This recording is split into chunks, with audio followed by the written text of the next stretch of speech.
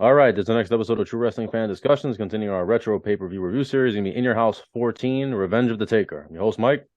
I'm Frank. Let's get into it. Got a couple of replacements in this one, as well as a name change with one of the replacements.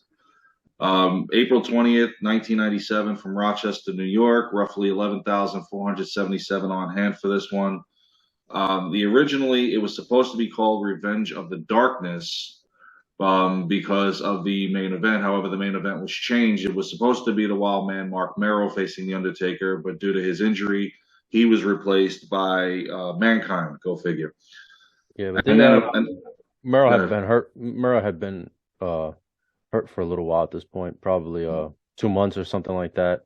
So yeah, that was the original plan because they had kind of started a feud like on Superstars of Wrestling, Undertaker, Sable involved or whatever. So it was never like officially signed, but that's the direction they were going in Yeah, until the unfortunate until his injury. knee went out. Yeah, Yeah, it because would I think actually would have been a cool match to see. because I think he actually, I think Mark Merrill was supposed to fight Rocky Maivia, right? Before this, I think he was supposed to fight him for the IC title.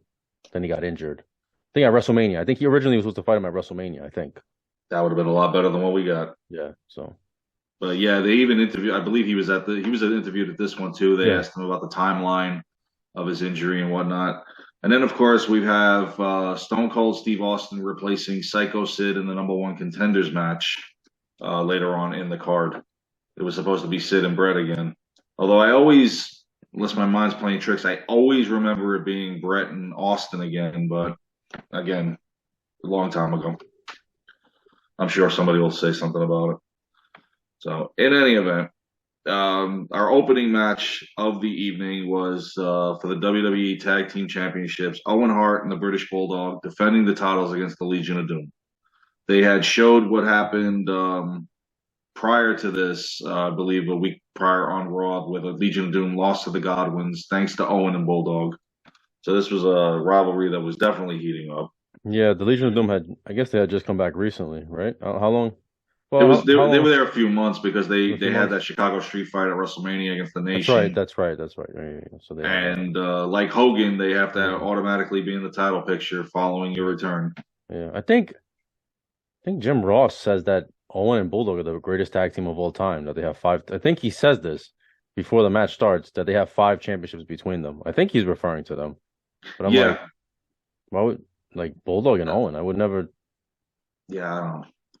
They're also trying to still build them up because remember now this is at the time they had the tension between them. It's all been resolved at this point. Right. So they're they're back at it, top of their game. Yeah, they're coming out with Bret Hart's theme music. Gotta love it. Yeah. Um, and of course, you have with Jim Ross on this one, Lawler and Vince McMahon as well doing the commentary. Shortly after this, I think Vince pretty much calls it quits. I Yeah. don't think he does too many more No, going forward. This match, it was a pretty good it wasn't. match. It wasn't bad considering Legion of Doom is past their prime. Yeah, They're older now. They don't move quite the same. They don't look the they've same. lost a step or two Yeah. and whatnot. What was funny during this match was the ref counts three on the for the Legion of Doom. Obviously, it They was the didn't even. wrong man. They counted it on They Bulldog, didn't where even. Owen was the legal man. They didn't even do the Doomsday device. He did a power slam off the top. Yeah, so it kind of tells me that this definitely was planned uh, for this to happen. It wasn't a mistake. It was kind of ridiculous how they did it. Another referee has to come down and tell him, "Oh, by the way, It's a he pinned the wrong WCW. guy." It's a WCW Dusty finish. Exactly. This is ridiculous. And so they ordered the match to restart again. Well, This because they were gonna time, leave. These guys yeah, were gonna walk out. They said if you walk out, Owen you and do Bulldog. lose the tag Yeah, he titles. was. That was cool. Something different. Yeah, I mean, this is not the first time they've said Yeah. something like that.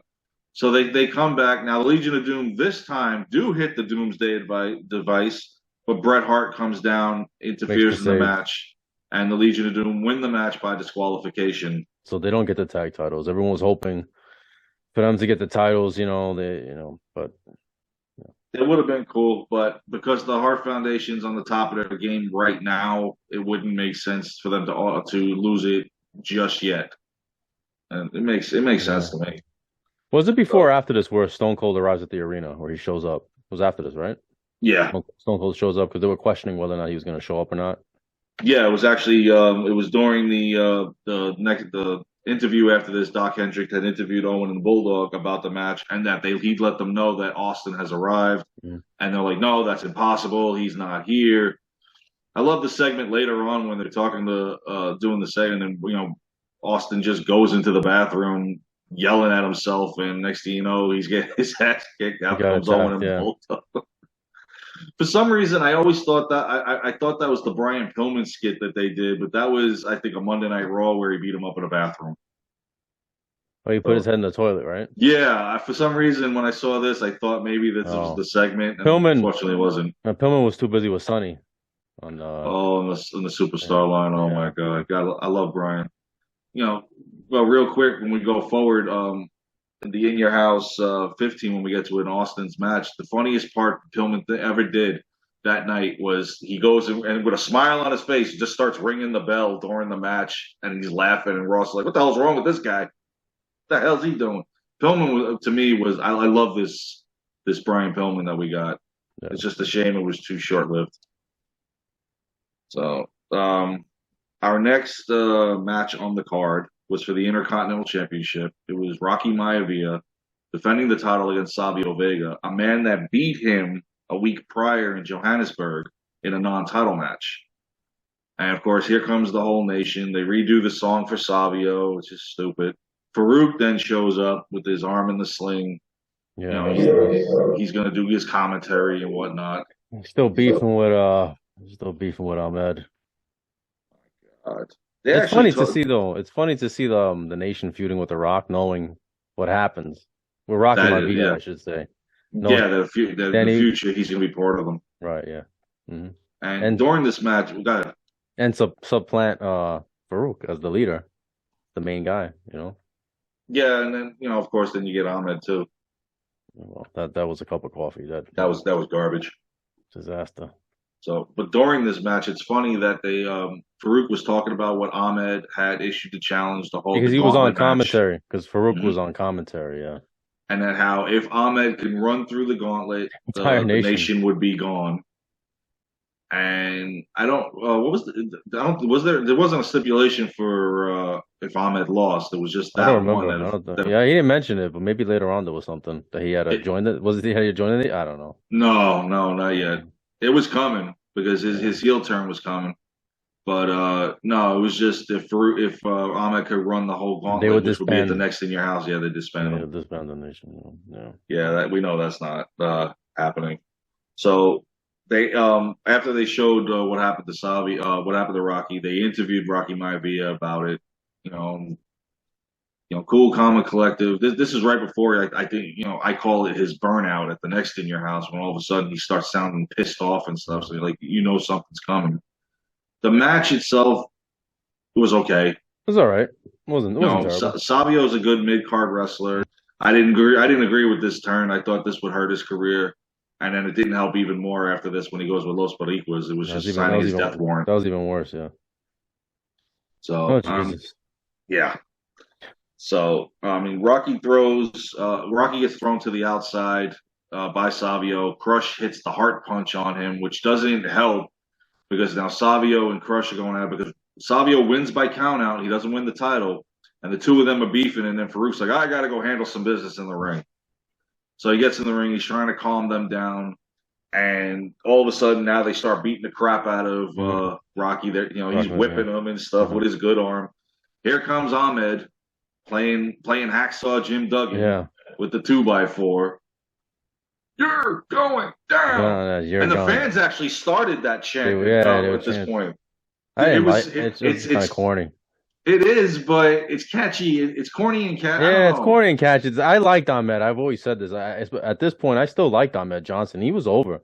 He Yeah, was he still just over. wasn't with the status he was a He was year just bad ago. on the mic. He was bad on the mic too, man. He was comical. Did you hear what he said about Savio Vega? I was laughing. He called him an illegal immigrant, and I'm thinking to myself, I'm like, does he know that Puerto Rico is the United States territory and It's a that Commonwealth. Yeah, what the hell's yeah wrong with you? that Savio Vega is an American citizen? Yeah, the illegal immigrant, the convict, Well.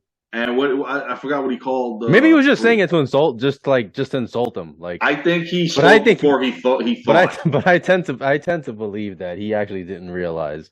Yeah, He didn't realize that when he said it. But anyway, still funny though. it is. Um, His mic skills were something to be desired. yeah.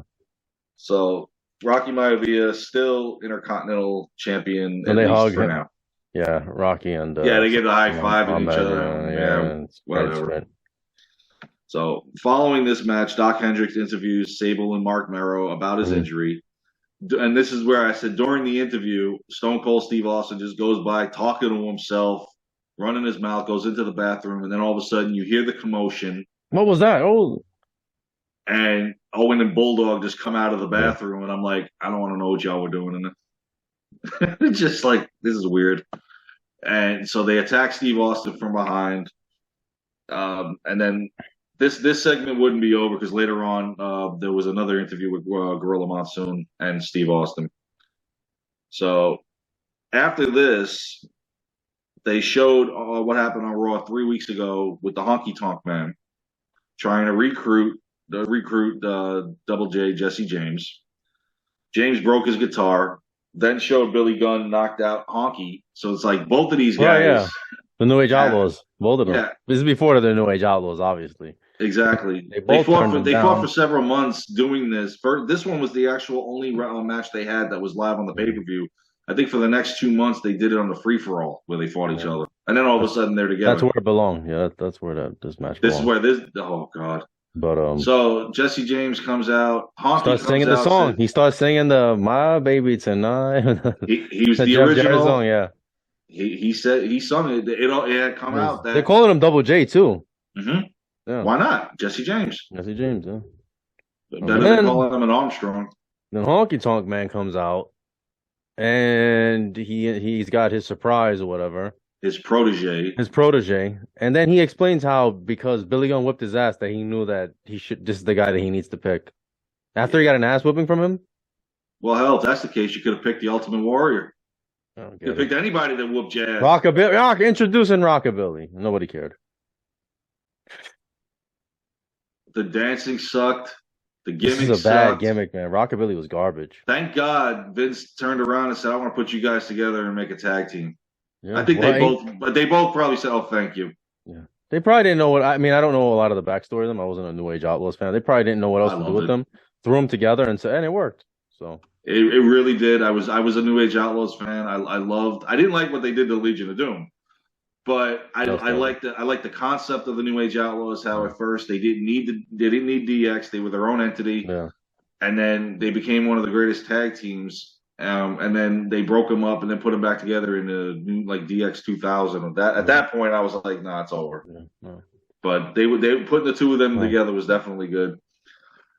Jesse James versus Rockabilly, however, wasn't. It was a 6.5 minute stink fest, with Jesse James rolling him up in a small package for a pin. This guy's doing the strut. He's doing Jesse James is doing the Jeff Jarrett strut.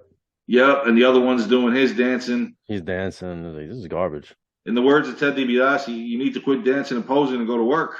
Yeah. All the fans, I see fans looking at each other like, what are we watching here? Yeah, I was falling asleep. I was falling asleep on this one. But like, did we go to a WCW event? This was really bad. And then Honky Tonk Man tries to hit Jesse James with the guitar. He misses.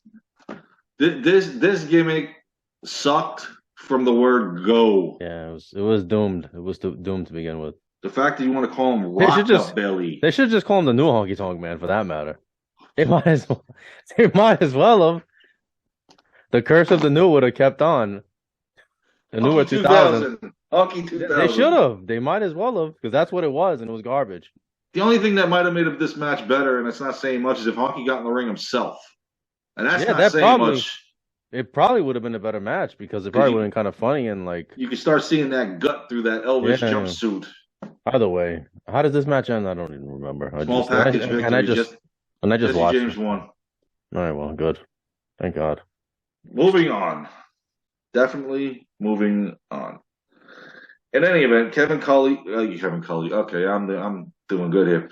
Kevin Kelly interviewed Steve Austin and Gorilla Monsoon due to the attack they Gorilla Monsoon had shifted the matches, so he Yeah. made the main Austin and Brett, which was probably a better idea anyway, the main event of the evening, Yeah, and but moved still. Undertaker and Mankind. Yeah, but still, Undertaker's the champion. Yeah, but because he's facing kind of a replacement, and well, not really. I mean, the like you said, the match wasn't. It was like unofficially official. Yeah, it was. And Um, Mankind's not a bum, no, but so that should The be that Bret should Austin headline. feud right now is kind of elevated more than this, so I It could it see it, why they did it. it is, but they already had their WrestleMania match was which was a classic, obviously, and so Yes. one of the greatest matches ever.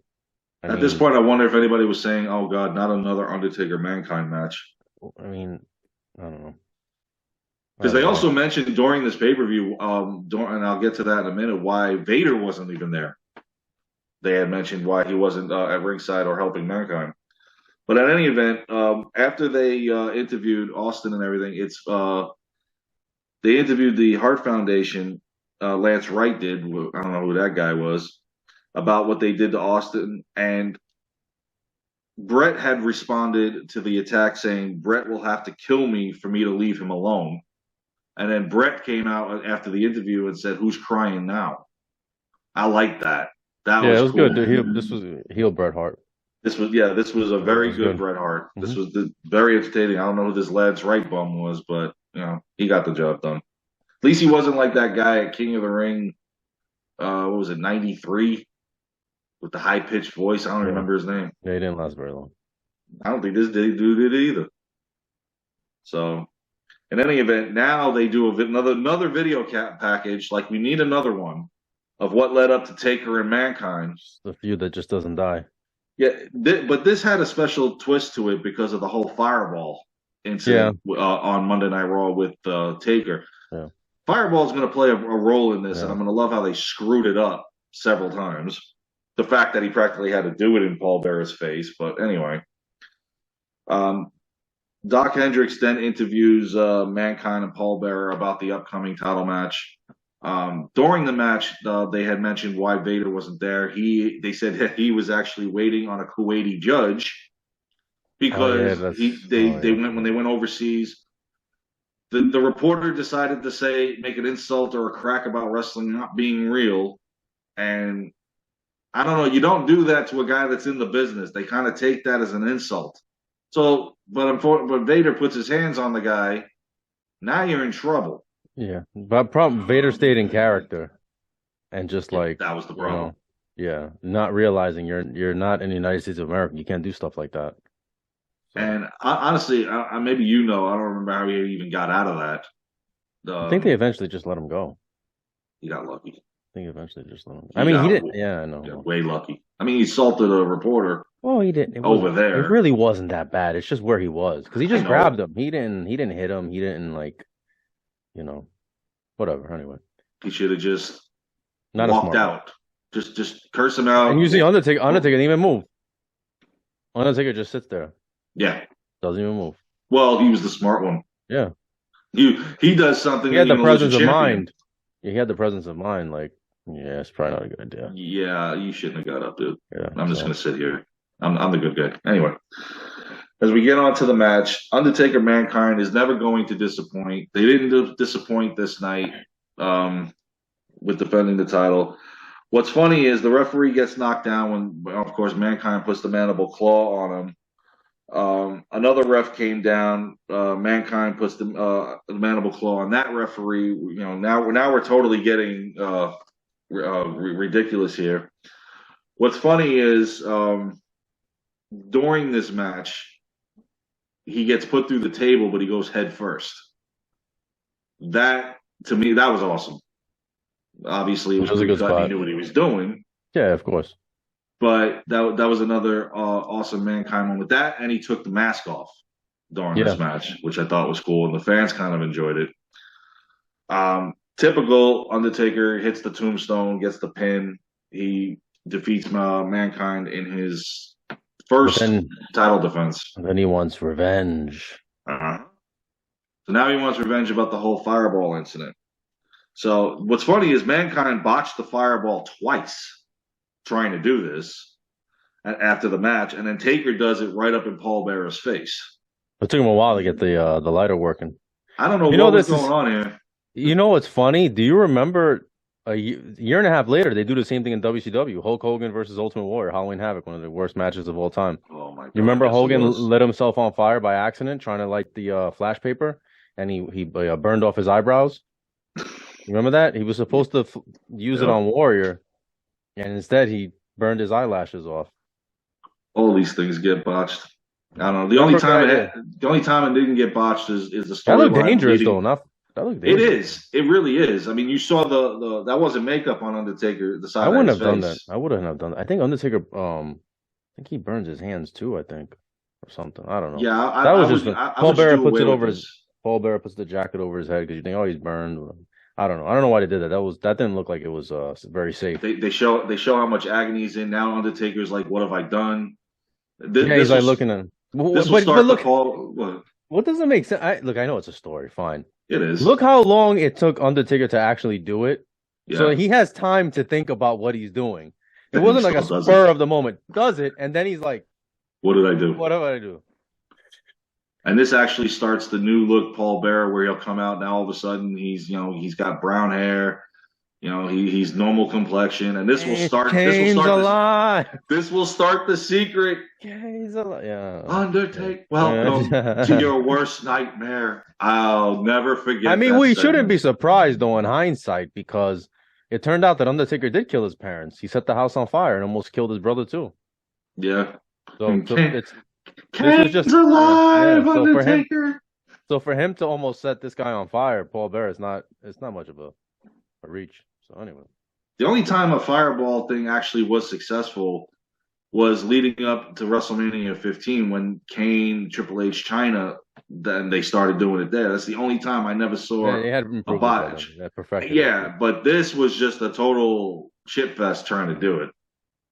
So, in any event, Doc Hendricks now he's interviewing the Hart Foundation. The referees on the main event do not allow Bulldog and Owen Hart to Right. come down to the ring. Because they And do, what's because fun- they do come, they do, the entrance, they do come out, Mhm. and then the referees basically and tell them, Gorilla Monsoon. yeah, you got to. I love Owen. He goes, "What are you doing? Yeah. That's my brother. I need Yeah. to be here for my For 4 years you wanted to kick your brother's ass. Now you Yeah. love him to death. You want to be on his Oh, ring they side. made I up. love it. They made up. Yeah, oh yeah. He cried on Raw, hugged him. That was great stuff, though. That was great It stuff. was the storyline. How he's Those trying are to break brothers. them up. Yeah, I love you, Owen. yeah. That was great. That was great. Yeah. Then he hugs. So, Then but now, while he's hugging him, Brett's looking at everybody like, I got my family back. now it's a fair fight. Yes, it is. It's Steve Austin versus Bret Hart, #1 contenders match for the WWE Championship yet again. Yeah. And the forgotten match that nobody ever talked about. On this one, of course, No one this ever is the talked one. about this. This is the one Austin wins. Yeah, it's throughout history. People remember WrestleMania and they remember Survivor Series. Series, but they don't But remember this is this third fight. never between happened. them. Yeah, exactly. And what's funny is during this match, they show how much pain Paul Bearer is in as he's in the ambulance and whatnot. They're still not letting that go. So I mean, and this match didn't disappoint. This was a good match between. They never had a bad match between these two. And of course, naturally, during this match, what has to happen? Owen and Bulldog do come back again during this match. Austin, with the funny part is Austin had the sharpshooter on Brett. I really like that. Like he's trying to beat him with his own move. Yeah. What would have made this night perfect is if Brett tried to stun her.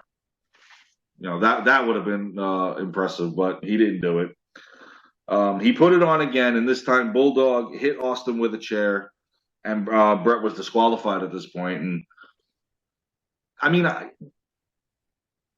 don't know why. I mean, they don't fully mention this night that this is a #1 contenders match. It's kind of mentioned the next night. But if this is a match go for the WWE Championship, if I'm Brett, I'm going to be pissed off because you guys just cost me the match. But I guess it's more important on doing the damage to Austin as opposed to getting the title back at this point. Yeah, I mean, somehow he ends up. I'm confusing. Yeah, because he ends up fighting. He's supposed to fight Shawn at the King of the Ring, right? And then Brett gets hurt. It's because it's supposed to be Brett and Shawn. We finally get it. Brett has the knee injury. It's a non-title match, obviously, because Undertaker's the champion. Yeah, and so the Hart Foundation put Steve Austin in the match, which both of these guys then were tag They would champions. attack. Yeah, it becomes like this And whole. so they fight each other, which would be a WrestleMania preview, and it ends in Yeah, a no contest pretty right, much. They just beat right, the hell out of everybody. The two of them just walk off with each other. right, And then that's the right. last time we see Sean for a while again because he keeps disappearing. Mm. But yeah, we were at King of the Ring 97, we were supposed to get Brett versus Sean.